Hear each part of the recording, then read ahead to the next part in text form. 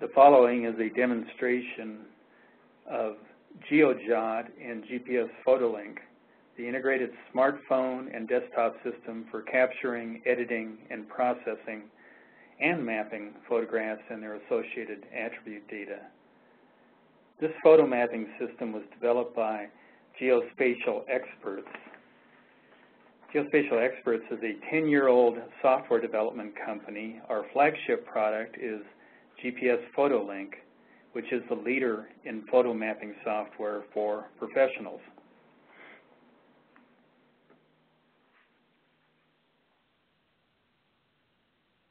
GPS-Photo Link is used all over the world.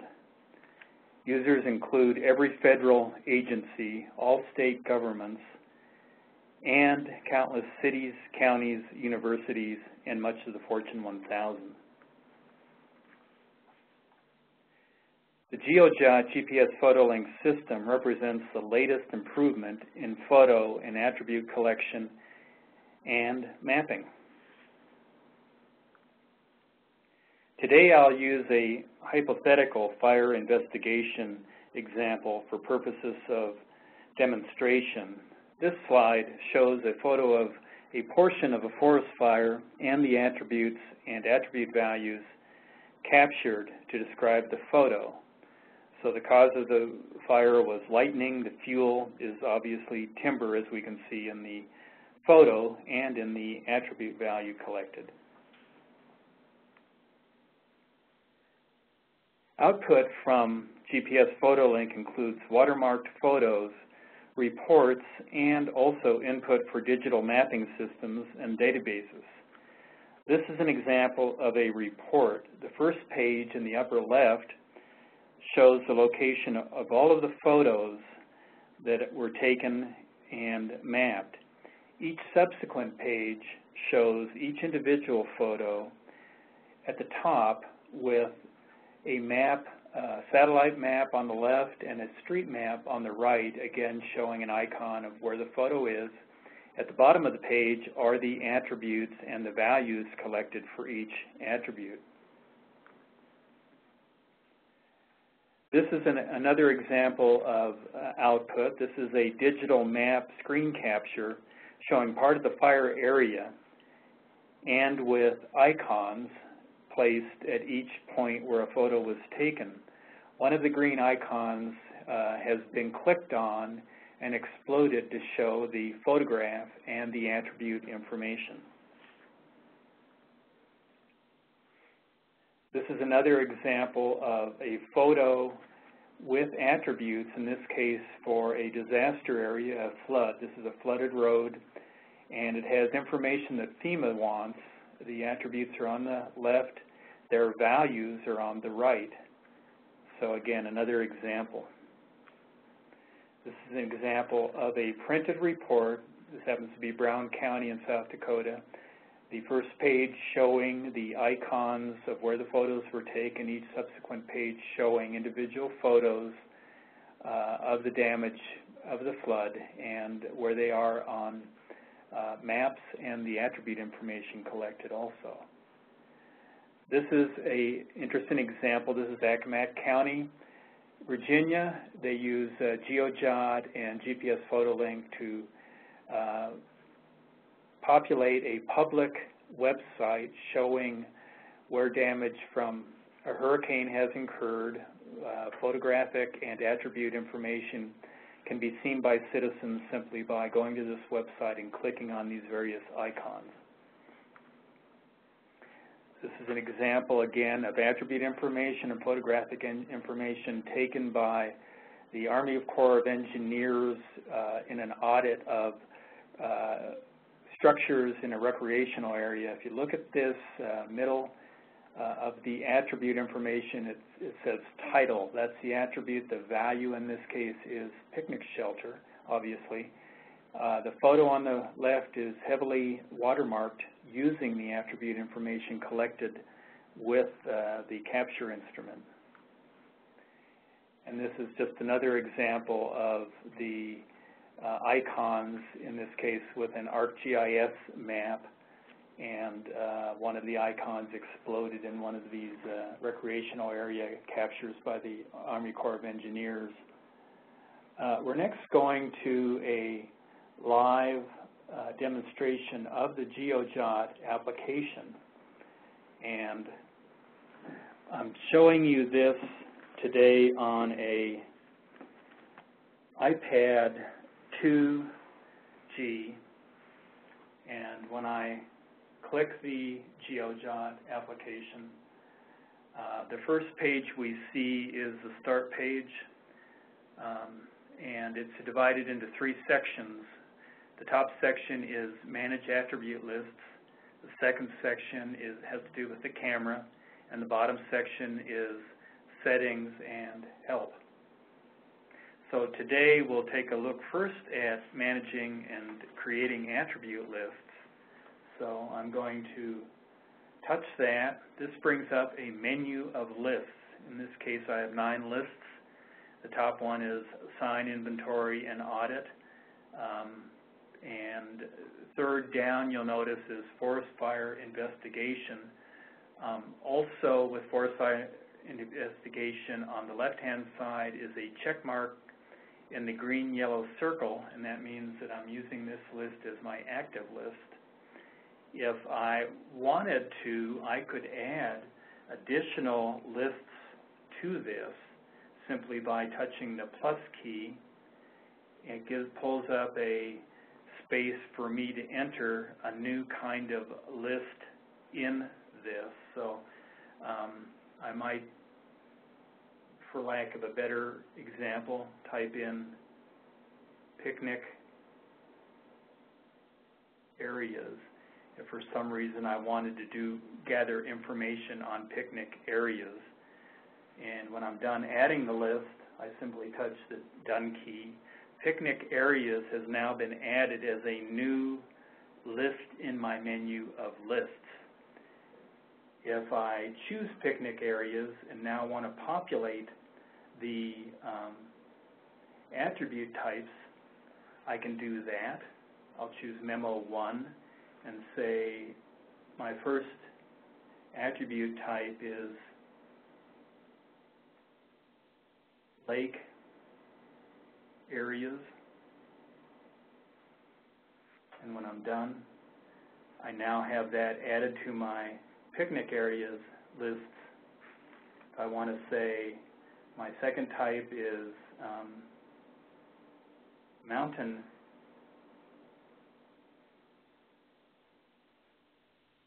areas, I can do that, so on and so forth. But I can create new lists, and I can populate them with attribute values. So I'm going to go back to the lists and say, well, gee, that was fun, but you know what? I don't want a picnic areas list here. I'm going to go back to Edit. I can subtract it off and delete it. So now I'm back to my original lists of lists. But I am going to go focus in on forest fire investigation. And in this example, we're saying forest fire investigation has 4 types of attributes we want to collect for any type of fire. The cause of the fire, the fuel involved that's driving the fire, the type of site we're looking at, and the jurisdiction of the area that we're looking at. So 4 things we want to collect with every photo we take while we're up there investigating a forest fire. Say that, yeah, in this case there is one more that I forgot to put on. So I will add a 5th one, and just say that that is percent contained. So I add that to my list of attributes. And now I have 5 different kinds of attributes that I have that I can collect information with every photo I take. If I look at a couple of these, the jurisdiction tells me who manages the area where I'm taking photos of the fire, and say that, gee, I'm in an area right now where National Park Service manages most of the areas. Let's move that up.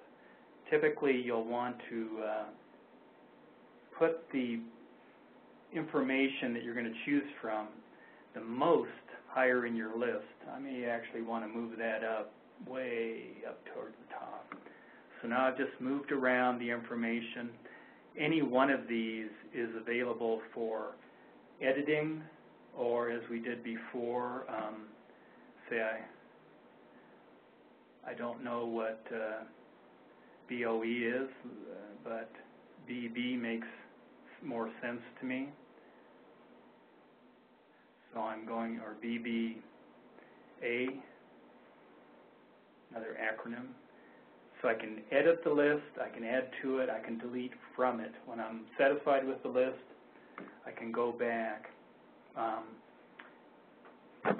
say, okay, this list looks pretty good. You know what, we're missing one. Let's add fireworks as a cause of fires. We're seeing a lot this summer. Whoops. Fireworks.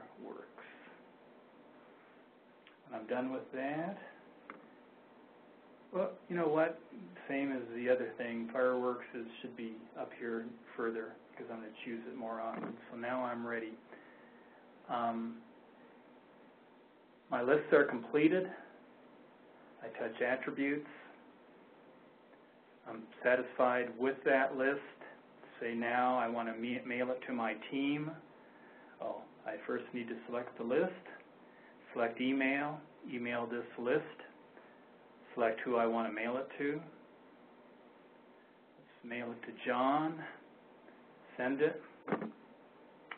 And now I could have mailed it to 20 people, but now all the members of the team will have a list with the same data dictionary, the same controlled vocabulary to choose from as they're taking photos and investigating the fire. So now that I have the list, I want to use the list. So I'll go to the camera, and this is a picture of the screen as you're going to take a photo. And the first thing you notice is that you have the list that you're going to use depicted here. You have the latitude and longitude depicted here, including the elevation. You have the compass direction shown here, and you have the accuracy of your GPS shown here.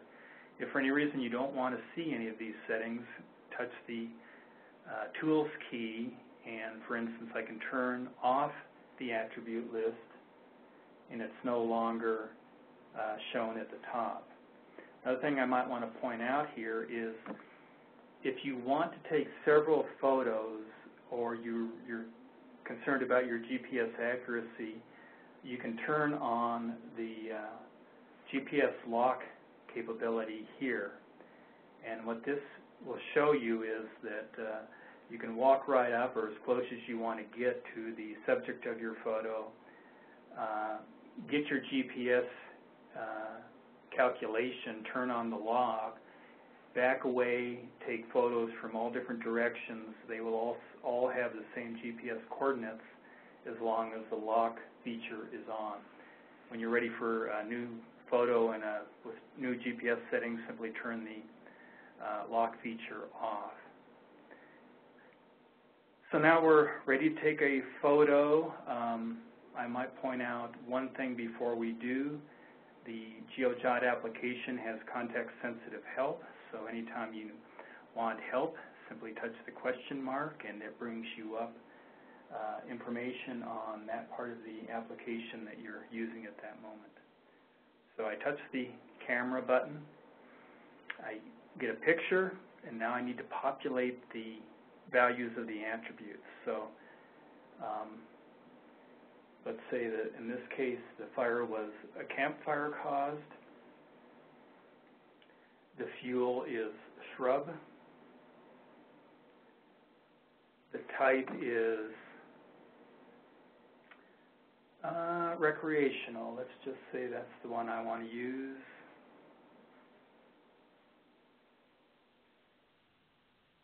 Jurisdiction is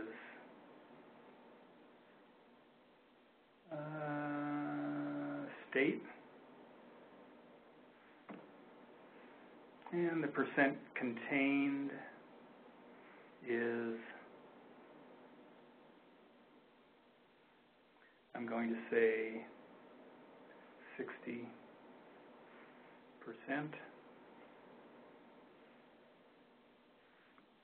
Now, all of these attributes will be available for the next photo that I take. They'll stay in there as defaults until I change them either from a pick list or, as you notice, with the percent contained by typing in the information. When I'm done, I touch done. The information and the image are saved. I now want to back out of the photo and go to the camera roll. I look down here. Here's the last photo I took, and I can look at it in several ways.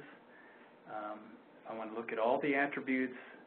I touch the attribute key. It shows all the attributes I just entered. If I want to look at the map, in this case it's showing, since I just took this really from the offices, it's just showing where on the map I actually took the photo, and it's right on, even pinpointing the office location in the building that I'm in. I can go back to the photo. I can go back to the camera roll, and any photo I take does show the date, the time taken, the first three attributes. If I touch the map, it zooms in on all the photos in my project and my film roll, and I can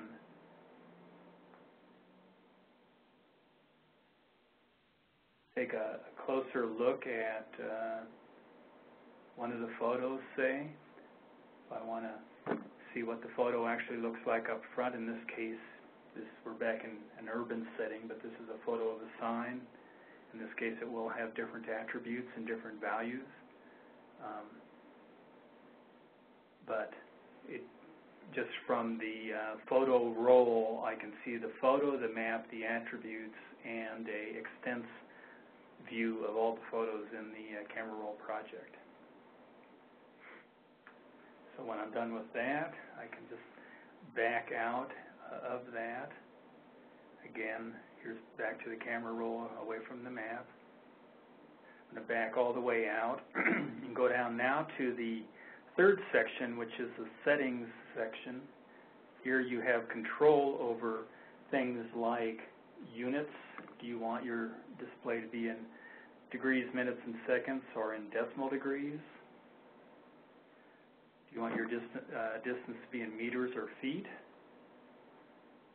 And do you want to use magnetic north, true north, and your choice of cardinal detail? So you have a lot of control over those kinds of settings. I'm going to mention one more thing about the accuracy of GeoJot. It is accurate to 3 to 5 meters when the photos are processed using its companion product, GPS-Photo Link. And this is much better than the 100-foot accuracy that you get with the native camera on either the iPhone or the iPad 2. So we do process the accuracy out to additional decimal points. With that, we'll show you now, you've taken the photos, you've developed your own menu lists and attribute values. Now we need to upload the photos into GPS-Photo Link. And I'm going to move right over into the Photo Link application here. Photo Link is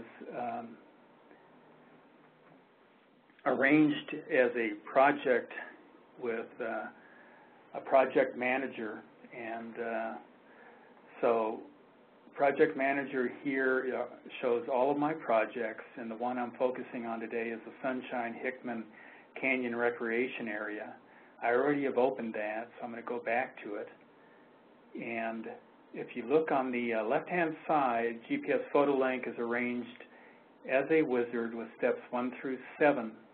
The first step is to import your photos, and you simply do that by navigating to the directory where you've downloaded your photos from either the iPhone or the iPad. Now you do that using a USB cable, and that directory on your iPhone or iPad shows up simply as a directory in your directory structure, or you use your iPhone or iPad to send them to the iCloud, which then sends them back to a designated directory on your PC.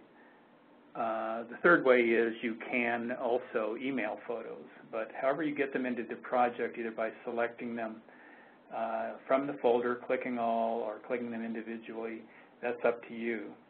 Generally speaking, they'll come in geotagged and attribute tagged, so we're going to go directly to the next, the third step, I should say, and that is the attribute editor, which is the workhorse engine for GPS-Photo Link.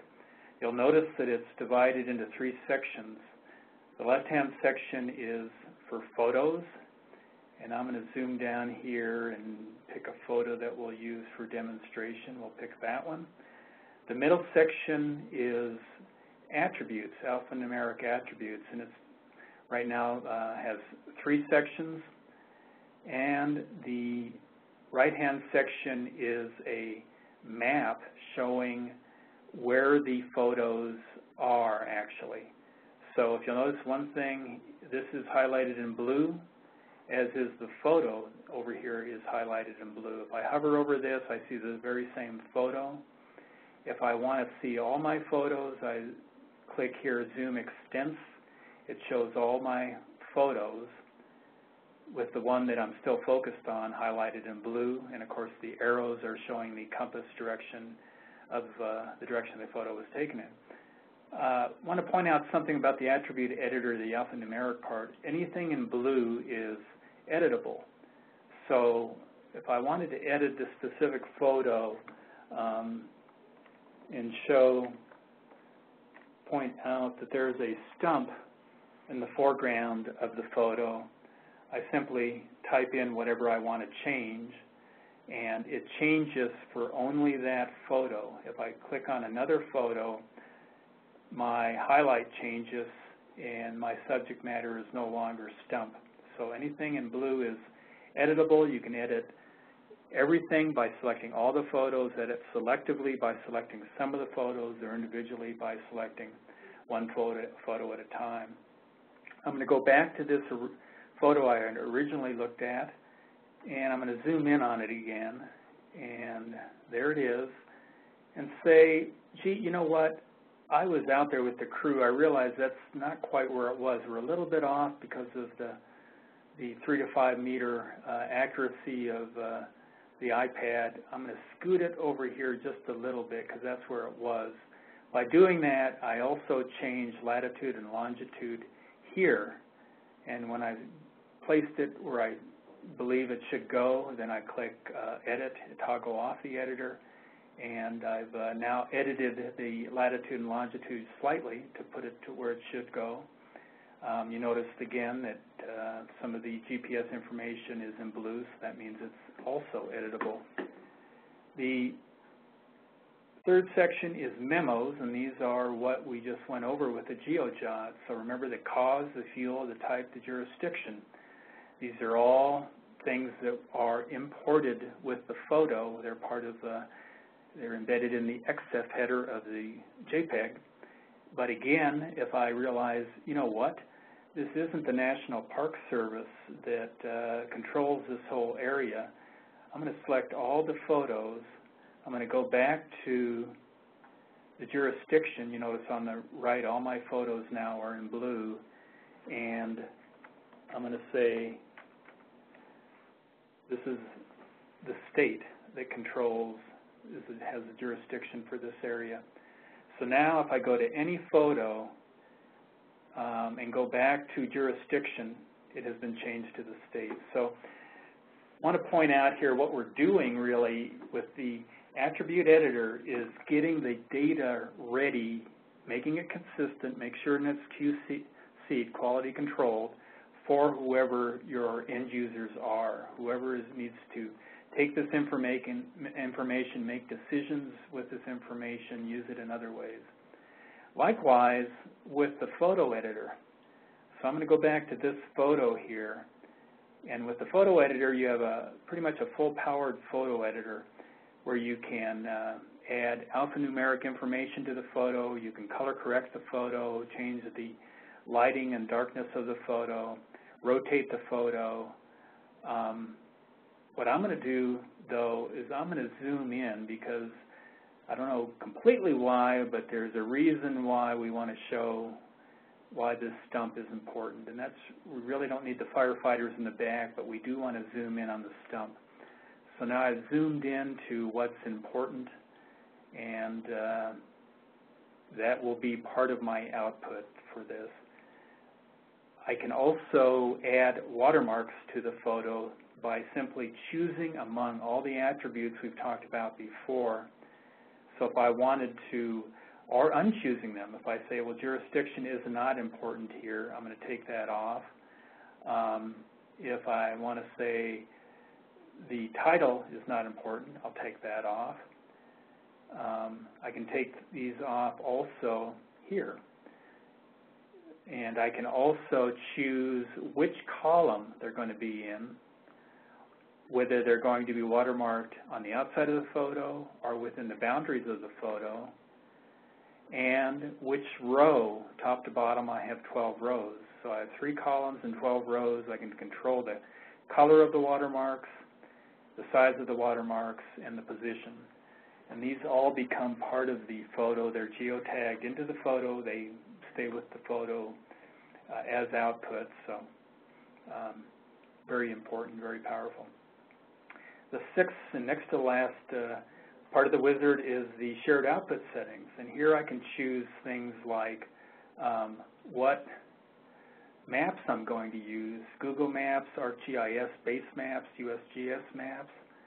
I can choose the size of the maps I'm going to use, and I can choose how far away from the Earth the map should be, very close or very far away. So I have all of that under my control, as well as if I want to use my own custom maps, I can also choose among custom maps, and I can also cache maps and